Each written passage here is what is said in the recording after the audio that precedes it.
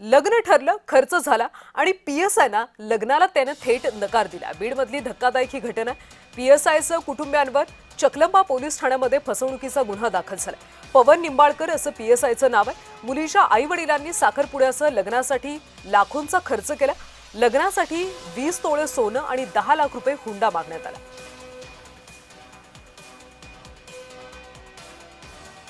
हे 7-7 ग्रॅमच्या 2 अंगठ्या केलेल्या आहेत। हे साड्याचा बस्ता बांधलेला आहे, साड्या नाट्याचा। त्यानंतर बँड लावलेला आहे 50,000चा। त्यानंतर हे स्टीलचे भांडे घेतलेले आहेत 45 ते 50,000ची।